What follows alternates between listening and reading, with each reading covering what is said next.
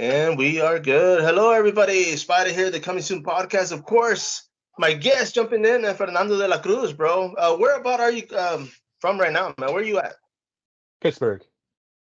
You see, man, and I gotta ask you, 'cause de la Cruz. I said, man, I know we're everywhere, man, when it comes to Latinos, and but what took you out there, man? Is that where your family's from? So we had to move up here due to originally I'm from Latrobe, but then I moved from Latrobe to Pittsburgh. I did a lot of freelancing around Pittsburgh area. So instead of coming up here from Latrobe to Pittsburgh, which takes an hour there and back, so 1 hour there and 1 hour back, I was doing that 4 times a week because I did a lot of freelance work up here.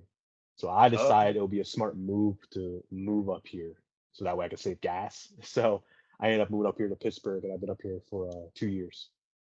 okay, okay, and of course, man. I mean, being when all this first started, of course, we kind of messaged each other earlier, and I looked up the podcast, bro, and I was freaking mind blown, man. I was like, damn, this guy's already got it going on, man. I mean, what is it that got you involved in your podcast, man? So the Decadence of Umbra. I'm actually a filmmaker as well, but I decided to do a little change in rebranding, and I got into wanting to make stories. I've always been into writing stories ever since I was a kid. But then I also work for Channel 4. Working for Channel 4, unfortunately, it does a lot to your mental health. You can't control that. It's action news. Right. So due to that, I've been having a lot of night terrors, and I went back into therapy. And my therapist knew that I was always into story writing, so he told me at first it was just for therapeutic use, and it helped out a lot. But then one day, my girlfriend Olivia De La Quilla, which Olivia, if you're watching, hello, my girlfriend, she was reading my stuff, and I always read it. I always read my stuff to her, and she was saying, "Have you ever thought about, people like Stephen King, people like Goosebumps, have you ever thought about writing books? And you have such a nice voice, what about turning them into stories and get them out there? Don't just keep them with yourself. Get them out there." And I was like, you know what? Why not? And so she helped me come up with the name, The Decadence of Umbra, and I've been doing it ever since. It started a couple of weeks ago, and now I'm just trying to build a following for it, and that's how it all began. No, man, and of course, where did the name come from when it comes to the podcast? So the name it came. I was trying to think of a name, and a lot of these names I was thinking of was very typical, like uh, um, Dark Stories Behind the Curtain, Frightmare. I was like, but those are so typical names, Yeah. and I was trying to think of something that deals with taste or something tasteful. And Olivia, she's into cooking. She's a very great chef, very great cook. And she was saying, what if you did something that gives you a taste of darkness, And I was like, that's really good. She's like, maybe a decadence of something. Give you a little taste of scares, a take of dark stories. And I was like, the decadence of darkness. And I was like, wow, nah, that sounds too, nah. She taught me a Latin word. She taught me a Latin word called umbra. And I was like, huh. And I was like, why not then the decadence of umbra? And then boom, I was like, that sticks. It's Nice. perfect. It's a perfect name. And that's how the name came. No, you see, and I like that it came naturally because of course we try to force things when it comes to everything, and Yeah. it's not natural. It's fabricated, and it's just before you know it, like you said, you have, death comes ripping podcast. You have, bloodshed, axe, whatever, but yeah, I mean, but that's a cool name, man, and it is soothing, and I liked it because yeah, it's so it's like a little. It's exactly what you said. It's like a little taste. You're kind of like, man, what is that? But it gives you just enough to where you want to go see what it is. And man, your stories, bro. All those are from your head, bro. You write all that. Yeah. Yeah. Nice. I Yeah. was Yeah. really impressed. I listened to it. I've been listening to it. I was like, man, this is actually some good stuff, man. So Oh, I thank you. I'm only can only imagine like once it does get out there because of course you're just starting off with this, but yeah, bro. I mean, sky's the limit when it comes to writing, and obviously you're a writer, so I'm looking forward to what's next. But man, I mean, of course you've been involved in this for how many years? I mean, when it came to film photography, I mean, was this something from like middle school, high school? So when it came to film, I never thought about I would get into this because originally I went to school for graphic design, and I graduated in 2017. And I did the whole trying to find what a lot of people do after college. They find a job to apply for. But a lot of the jobs that I was applying for, it didn't feel it was me, and I feel like I was forcing myself because every single job that I applied for, I felt like I was working in a dungeon. I couldn't be creative. So I went back to my old day job, which was at Dunkin'. And at the time, I only had $2 in my name, and I literally had nothing. And so I remember I was walking in the middle of the night, and it was cold, and I only could afford a hot dog. Uh, and I sat on a bench in the middle of the right behind in front of a fountain, and I was wondering to myself, what was it that made me happy when I was younger? And I remember back when I was in Mrs. Houck, I believe that was her name, in broadcast production in high school. And I remember making these funny YouTube videos just for fun when I used to be a YouTuber. When I wanted to be a musician at the time, I'd make a bunch of videos on that. And then after that, I remember doing these funny videos in class, and I remember I was happy. And then even in college, I was in a group or a college show called um, Back to the Drawing Board, which is basically like The Office, but like with film students. Nice. And I was happy. And so like I thought to myself, what if I got into film again? What if I did something with this? But I tried to dabble in photography. I did a little podcast too back then, where I'd interviewed people too. I did clothing brand. I did a lot of anything in the creative field because I wanted to understand what it was like for me to work for myself. So then I stumbled upon a class called Light Film School back when it was a school, online school. Unfortunately, it closed down as of last year. But when they had a program called music video production, and I got into making music videos. And ironically, the very first music video I did, I broke my hand, but I was able to. All I had was one gimbal, one Nikon that was like $300 that had no autofocus, and a broken hand. And with that little bit that I had to do everything with one hand and try to focus it as good as I could. And the music video came out better than I thought it would be. So Nice. after that, that's all I had. That's all I had to market myself, and I spread that everywhere. And then I got one message from First Angel Media where they introduced me to a band called Tropodelic, and it was my first show to film on camera, and I was terrified. We all are when it's our first time doing something we don't know. I was walking to the unknown, but I then saw the lead singer. He was pointing his finger at me to come on stage. I didn't know what to do. So then I ran on stage, and as I ran on stage, I saw a wave of people, hundreds and hundreds of people in the freaking drizzling rain. You know what? I was like, this reminded me back when I used to perform on stage. And if this is what it's like to film for people or to do film in general, I don't want to let this go. So after that, that's when I realized I wanted to get in film. So I experimented. I made music videos, photography, concert photography, um, portraits, and then I stumbled into making short films. So I was like, I throw a little bit. So I got some of my old college buddies that helped me make movies, and it went from Shattered to Pickup to The Message, Our Turn, um, Genocide, and so much more. And I was like, this is so much fun, and I've been making films ever since. I took a hold on it.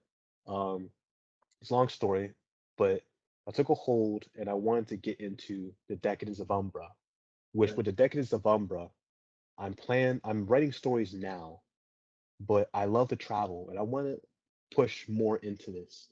I don't want to do what a lot of people do around here in the film industry in Pittsburgh. They just stay here. When you Yeah. want to expand, you have to get yourself out there. That's why I'm doing a podcast through where you're at. I'm trying to get Right. my name out there to expand, and I want to be able to travel over there because the main end goal is to turn the Decadence of Umbra because I'm a filmmaker at heart. I want to turn this into a live action series. Like I want this. That's why if you see the entrance, I try to make everything as cinematic as possible. And even though they're stock footage, I try to make it as cinematic as possible because at the end of the day, I'm a filmmaker at heart. That's why I'm so Right. heavy on you hear the movement of the people's feet and everything else. I want you to actually feel the characters as if you're actually watching. But I Yeah. want to turn this into a series. And even today, I got a message from uh, Steve Long, I believe his name is. Which hello, Steve, if you're watching. And he sent me a message where he heard my story One Last Goodbye, and he was telling me after 23 years, he never got a chance to say goodbye to his child that unfortunately passed away, Wow. and it touched him in a very warm place. And I was like, see, that's what I like. That's what I want. I'm not making these stories for the money. I'm not doing it for the fame. I'm doing it because I love to tell stories. Because at the end of the day, people think horror is meant to create fear and make you watch blood and gore, which yeah, that's a part of it. But at the Yeah. end of the day, horror or any genre in general, it's a story. When written the right way, you bring people together. And I want to be able to inspire and help people like I just did from that message today. And that's Nice. my end goal to be able to turn this into live action. I want it to be a live action series and be able to bring people together and feel accepted and be able to relate with each. So that's why each story it's very deep and I try to make it as connective as possible because I want you to be able to connect with the characters just as much as I do. Because when I get done writing these stories, I'm saying goodbye to these people that I spent so much time to spend time with. And I want people to feel the same exact way. You hear it or read it, but you don't want to say goodbye because you spend so much time. It's almost saying goodbye to your closest friend. You don't want to say goodbye. You want to keep that going, but everything has an end. But that's what I plan on doing. Man, well, I mean, I will agree because listening to your stories, man. I mean, I told Braxton, I said, man, you gotta listen to this stuff, man. I said it hooked me. It got me hooked, and I was like, man, I wanted to see what else was coming, what else was happening, and I said, man, I said, like I told you earlier, I'm a big fan of audiobooks. I still have cassettes, a cassette player, so I still play them. And one of the things when I first started my podcast, when it came to the fight game, was that I wanted nothing but audio because I didn't want to be on video. I said, man, I want my guests to be on video, and that's kind of where it led to. But it's fun, man, because I mean, if you're driving or you're doing something, you can still listen to it. You don't have to like keep looking, and it's just like you know what. But the stories are good, my man. I mean, I was like I said, I was heavily impressed. I mean, you obviously have a gift, and because it does come from the heart, I can only see it growing, man. I mean, it's a beautiful thing you do, and I'm looking forward to it, man. I mean, I appreciate you jumping on it. Of course, I mean, as far as being a filmmaker, I mean, obviously you want to make a series out of this. Do you is everything that's on your podcast is that part of the story, or are you doing your own another? Are you writing something else for the series? What do you mean a podcast? Arizona podcast? Well, on your stories, as far as like what the ones that I was listening to earlier, and you sent me out there, but are those your stories? Are those the ones that you're trying to turn into a series? Yes. Nice, I like that. Yeah. And of course, I mean, Philip, you're out there. I would think you have more opportunity where you're at now. I mean, I'm in Texas, and there's a lot going down here, but maybe it's just because I'm from here. I'm kind of like, man, I wish I got to go somewhere else and explore and grow. Yeah, But I hear that a lot, and there is a lot, but I'm in the same boat as you. There are a lot of opportunities, but it's just you want to. We're not meant to stay in one place. We're meant to move, and so that's why I feel it's like when you're at a certain place for so long, you just want to go somewhere else, like and expand yourself, not just stick to one location. And that's what I'm trying to do. I know nice. some people that could help me, yes, but I also want to be able to move somewhere else to be able to pursue this even more. So that's my goal. No, and of course, like you said earlier, man. I mean, just like all of us, I mean, we have to work. I mean, you working for Channel 4. I mean, of course, it pays, but I mean, obviously, you're looking to do this full time, right? You're looking to just keep going into production and pursue this goal, man. What would help you right now? I mean, obviously, like a company picking you up, or how does this work on your end? I mean, what is it that you're waiting for? So what I'm trying to do is build a bigger audience to get more views, and also to be able to get a contract for me to be able to turn these into more films, which I can do myself. You don't really need a contract, but it's just like I want to be able to build a crew to help me to turn Right. these into live action to the live action series. So that's what I'm trying to do now. And if I could get a contract, for example, let's say like I send this to Netflix and they read it and they're like, you know what, maybe we should this would be cool to turn into a series or to a live action. I mean, look at Stephen King for goodness sake. That's Yeah. all he did was write books, and all of a sudden someone saw what he wrote and they wanted to sign him a deal and turn it into a series. Like even Carrie, he actually threw that in the trash. He Yeah. actually threw that story in the trash, and his wife pulled it out and told him to keep writing, and that was his launch. Yeah. You So see, and that's crazy because I mean, you're your own worst critic, man, when it comes to what you write and what you say. But if other people, I mean, does that happen with you? I mean, I'm pretty sure you're positive on everything you're writing, but is it kind of like to other people that you don't know maybe are like, man, that's really good, and you're kind of like, wow, maybe it is good, you know? Because we have friends and family close by, and of course they kind of have yeah, to say, but yeah, you are your own worst critic. I do that a lot to myself. I'm very hard on when I write, and sometimes I wonder, is this connected enough? Does this make this person feel this way? Does this make sense? So that's why I always read it to someone to see if they like it, then I can know how the other person will react. But then also in today's community, you have to be twice as careful because of the selective cancel culture.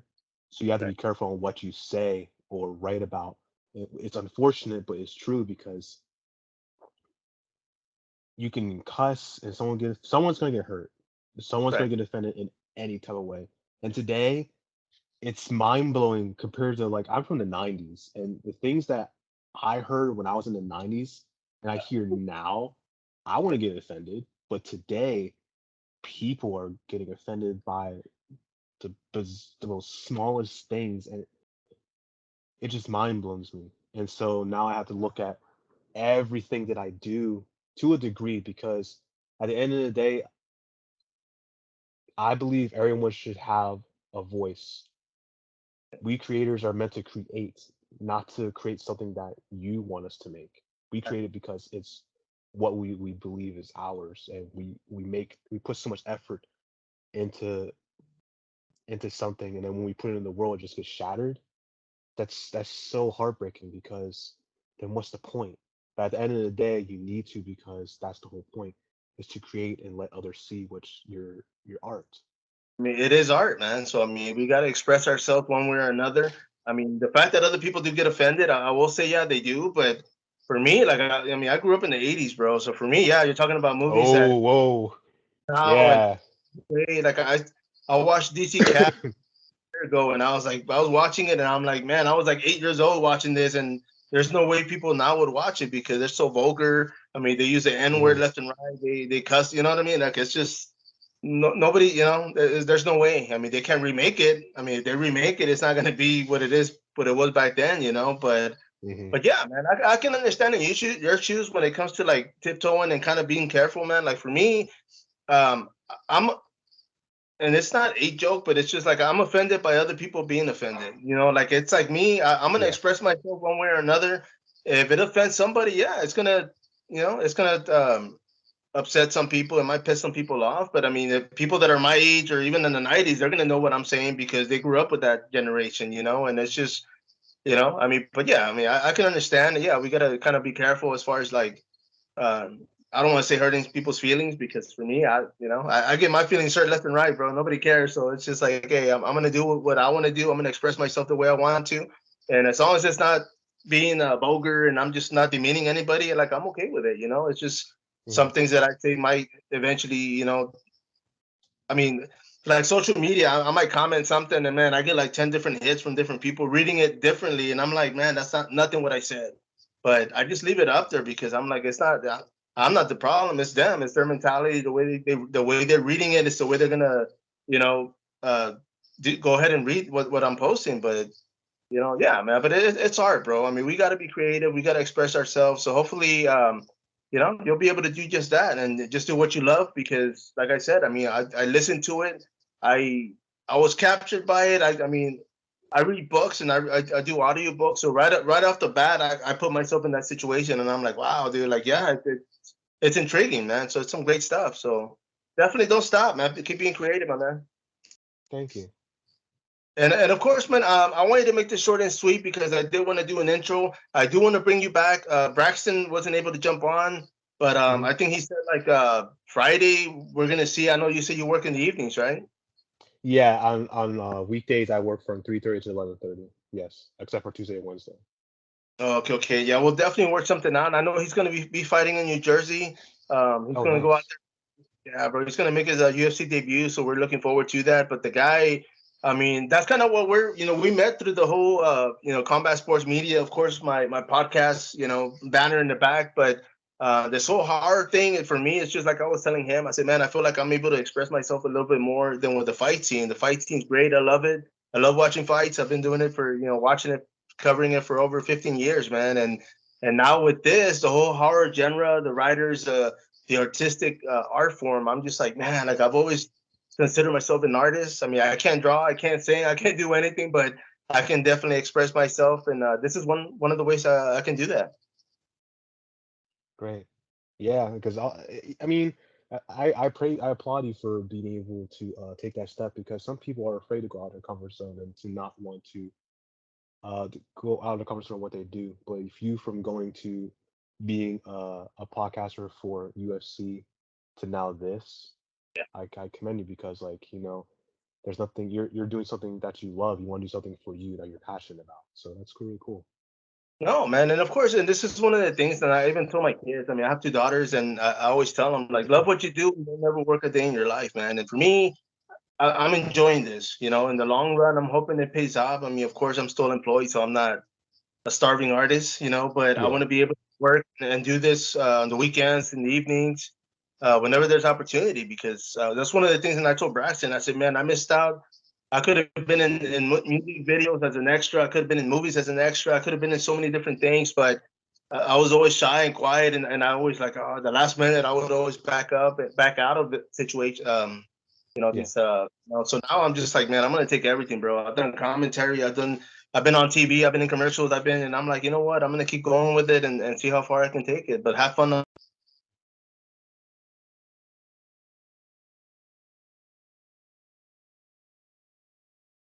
Lost you, my bro. You still? Yeah, I mean, Ah, there there we you go. go. There we go. I was all like, man, you froze. But my man, I wanted to wrap this up, bro. But I mean, let me know when we can meet up again via Zoom. I'm gonna get everything situated with Facebook. Like I said, there was a technical error on my end or your end, but we're gonna fine tune everything. We are gonna get a link just for interviews. The whole Facebook, I like them because they're quick, they're easy, and we can just plug them into everybody. But I'm gonna bring you Great. back, and man, we're gonna keep plugging in what you're doing, man. Your podcast, of course. I'm gonna put the link on this interview, and we're gonna catch up again, man. I mean, I definitely have a lot more questions, and looking forward to catching up and seeing what we can make happen. You being out there, us here in Texas, maybe bring you out here for a weekend, man. We'll see. Hey, thank you so much. Yes, for everyone, if you want to follow me, you can follow me on YouTube other for Decadence of Umbra and Spotify. I also have other platforms as well, which you can also see me on Twitter, Instagram, Facebook, and TikTok. But I mainly publish my stories fully on YouTube and Spotify. So make sure to subscribe and follow me for to hear the next unveiling of the new story. No, no, for sure. And it is great stuff, man. I definitely highly recommend it. But my man, I do thank you. I'm gonna reach out to you after this. I'm gonna post your links up there, and we'll get it going, man. But great to finally do a face to face, and we'll be talking soon. Thank you so much, man. Ciao. Thank you, bro.